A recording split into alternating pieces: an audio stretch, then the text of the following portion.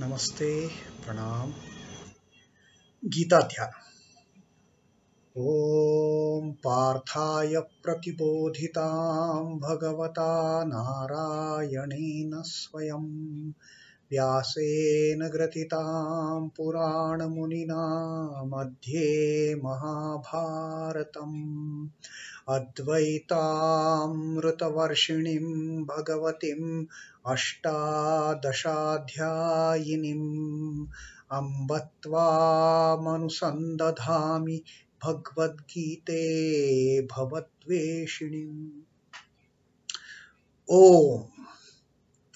O Bhagavad Gita, with which Sri Krishna himself gave an enlightenment to Partha Arjuna, and the ancient sage Vyasa incorporated it in the Mahabharata. O Mother Bhagavad Gita, the showerer of the nectar-like knowledge of non-dualism, contained in those 18 chapters. O affectionate mother, O my beloved mother, the destroyer of rebirth, I meditate upon thee. And now, Krishna Vandana. Vasudeva Sutam Devam Kansachanuramardanam Devaki Paramanandam Krishnam Vande Jagadgurum. O son of Vasudeva, O slayer of Chanur and Kansa, and the heartthrob, the extreme delight of Mother Devaki, O Lord Krishna, who is the supreme teacher of the universe, my salutations to you. And now we take up the 12th Shloka of the first Adhyaya of Srimad Bhagavad Gita,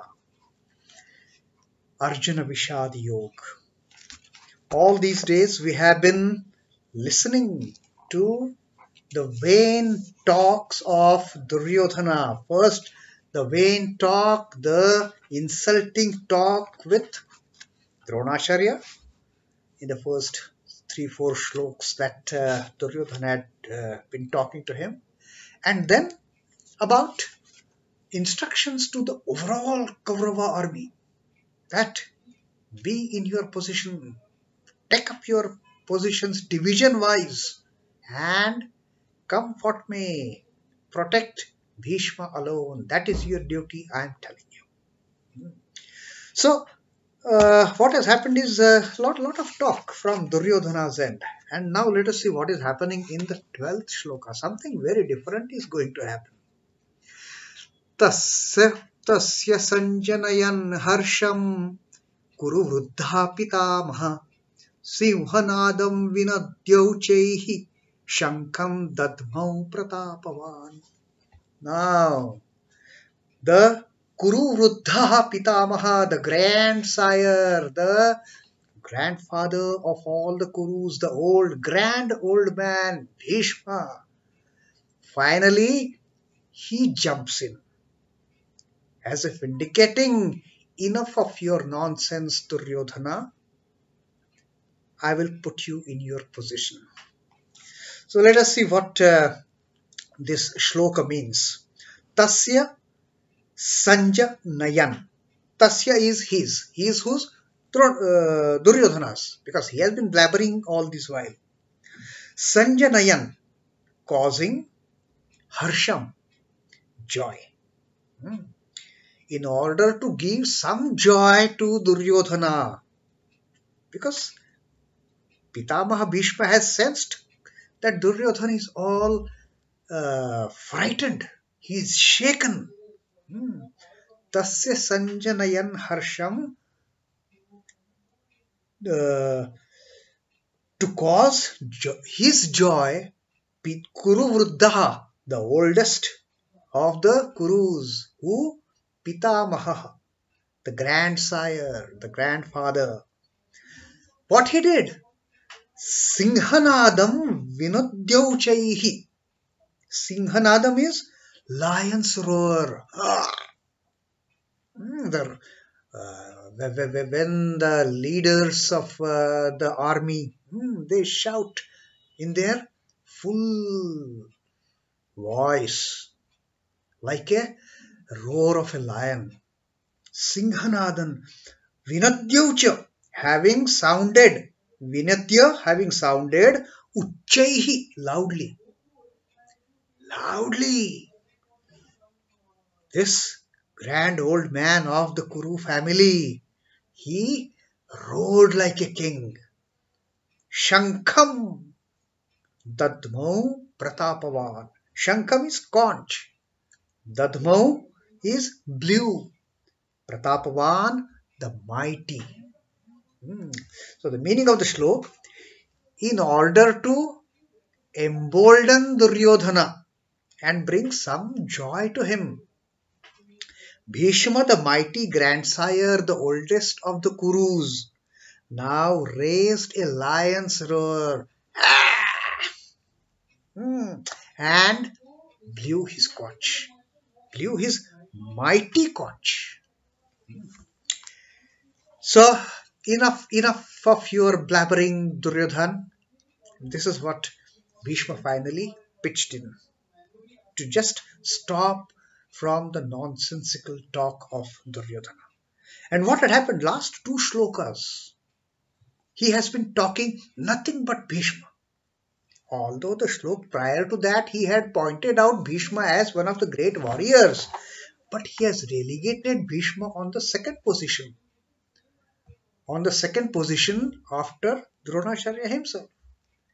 And then he made a mention of Bhishma as one among the army, the generals. That aparyaptam balam, that our Kaurava army is limitless, which is marshaled by Bhishma. That was the second mention of Bhishma's name. And then third mention was in the last shlok that we read, that instruction to his army. By all means, protect Bhishma. So Bhishma got upset with this kind of, and he knew that Duryodhana is not in his senses as a warrior. He is shaken. He is frightened. And out of that fright, he is having this loose talk of, you have to protect Bhishma, our limitless army marshaled by Bhishma, and their limited army which is marshaled by Bhima and all that. So in order to embolden Duryodhana, Bhishma, the mighty grandsire, the oldest of the Kurus, now raised a lion's roar and blew his mighty conch. There is no statesmanship whatever in the impudent remarks of the unimaginative Duryodhana. This is the commentary of Swami Chidbhavananda ji. He brags impertinently and drifts towards damping the war zeal of his allies and comrades. Now, what is the need of telling them you get into your position, respective positions, and your duty? I am telling you, they are all here, they are all willing to lay their lives for my sake. All this kind of impudent talk. The prudent Field Marshal Bhishma takes note of this deteriorating situation and comes to a prompt rescue. Now he feels this fellow has exceeded his limits of talking nonsense. So better let me pitch it down, being the eldest of the lot on both the sides. Kauravas as well as Pandavas. Pitama Bhishma is the oldest. So he takes it now in his own hands. He takes the reins in his own hands and he just gives up a lion's roar, shutting down Duryodhana's voice. He roars like a lion and blows a conch, indicating that war is declared. Enough of this nonsense talk. Now let us talk business. We are here to get engaged in a war, and blowing a conch is sign of declaring a war. So he says enough is enough. And with a loud lion's roar, he finally blows the conch and indicates that now we are starting the war, we are all set. This act, calculated to induce spirit in the mind of Duryodhana, amounts to, according to the codes of warfare, aggression by the Kauravas. So, who starts the war actually? Who starts the war? The first move somebody has to make. And by blowing the conch, Bhishma, by blowing the conch, he has taken that step. Yes, let us start the war. So, the aggression is from Kaurava's side. Pandavas, they are not aggressors. And this is what Bhishma has actually done to teach a lesson to Duryodhana. You keep quiet. We are here to wage a war. Let us start the war. And that aggression, that aggressive step, Pitamaha Bhishma has taken, and it is as good as a war is being declared. So that is this is beautiful shloka. In fact, the 12th shloka, where Pitamaha Bhishma himself, he has to shut down Duryodhana's nonsensical, vain talk. That enough is enough. You have crossed your limit. Now I am the oldest of the Kurus. Let me take this step. Now he has not taken a permission or anything from Duryodhana. Should I take this step? No. He is a grandsire of both the factions, in fact. And he took this bold step of, because Pitamaha Bhishma is a man of no nonsense. He wants everything in its own place, done meticulously. So when you are here to wage the war, first of all, why should you think about, okay, my army is this, my people are prepared to lay down their lives for my sake, and then in my army, these are all the great people, their army is insignificant.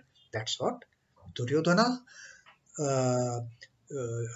from his words it comes, but the hidden meaning, like the aparyaptam and the paryaptam that we have seen that day while discussing that shloka. Aparyaptam, although it is limitless, it is indisciplined. It is not, knit together in the same spirit of camaraderie. It might be huge in number, and opposite is the paryaptam. Pandava army, it may be small in number, but a well-knit army. They have got a better plan to fight in this war. And this problem in Duryodhana's mentality, Bhishma has realized. And so, in this 12th shloka of the first adhyaya, Bhishma takes a very positive and a decisive step of giving a lion roar and blowing the conch to declare the war is on. So that was, in fact, I like this shloka where Bhishma has actually come up in a proactive way, indicating, doesn't matter, although as per the war terminology, Kauravas are the aggressors, that they have started this particular thing. But what Bhishma did was the just move, was a very well thought of move that he played. So then next we will see what is happening in 13th shloka in our next reading. Till then, Om Namo Bhagavate Vasudevaya. Shri Krishna Arpanamastu. Jai Shri Ram Krishna. Jai Thakur. Jai Ma.